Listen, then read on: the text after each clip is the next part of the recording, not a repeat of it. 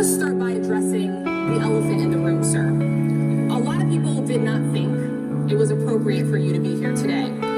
You have pushed false claims about some of your rivals, from Nikki Haley to former President Barack Obama, saying that they were not born in the United States, which is not true. You have told 4 congresswomen of color who were American citizens to go back to where they came from. You have used words like animal and rabbit to describe black district attorneys. You attacked black journalists, calling them a loser, saying the questions that they ask are, quote, stupid and racist. You've had dinner with a white supremacist at your Mar-a-Lago resort. So my question, sir, now that you are asking black supporters to vote for you, why should black voters trust you after you have used language like that?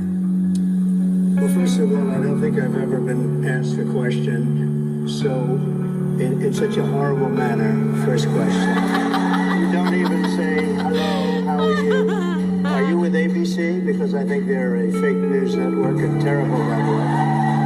And I think it's disgraceful that I came here in good spirit.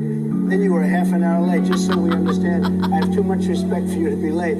They couldn't get their equipment working or something was Mr. wrong. President, I would love think you it's to a answer the very question nasty on your rhetoric question. and why you I have believe that answered black the voters question. should trust. Some of your own supporters, including Republicans on Capitol Hill, have labeled Vice President Kamala Harris, who is the first black and Asian American woman to serve as vice president and be on a major party ticket, as a DEI hire.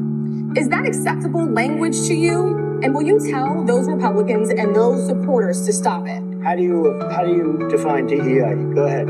How do you define Diversity, equity, inclusion? Okay, yeah, go ahead. Is that what your definition? That is Give me a literally definition the then. words. Would you give me a definition? DEI. Give me a definition. Sir, I'm asking you a question, a very direct question.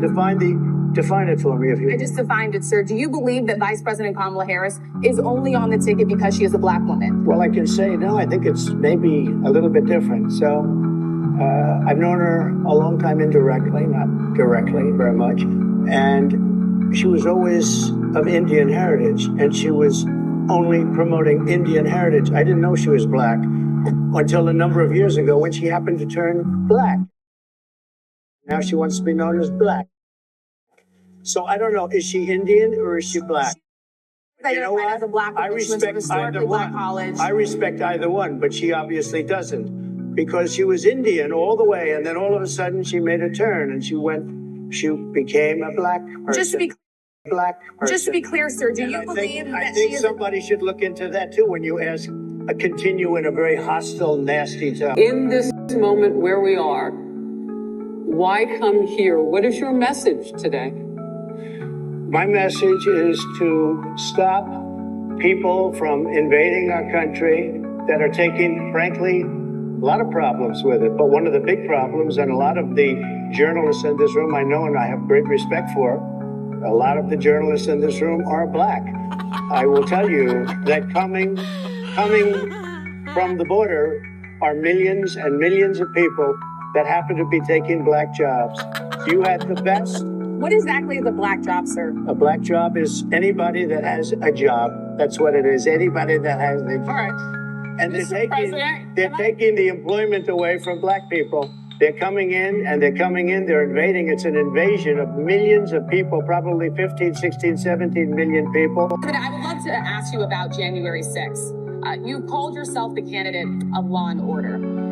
When Time Magazine asked you if you would consider pardoning all the rioters, you said, yes, absolutely. You called them patriots. 140 police officers were assaulted that day. Their injuries included broken bones. At least one officer lost an eye.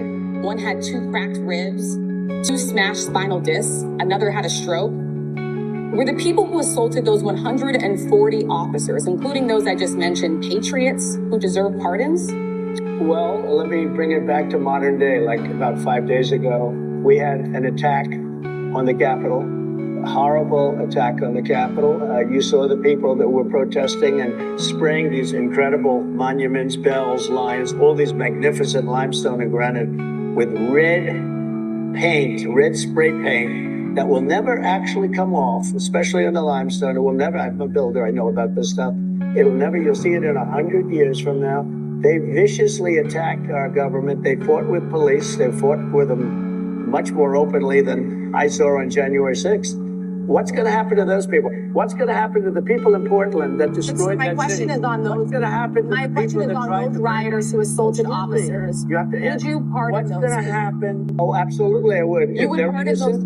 If they're innocent, I would pardon them. They've been convicted. And by the way, the Supreme Court just well, they were convicted by a very tough system.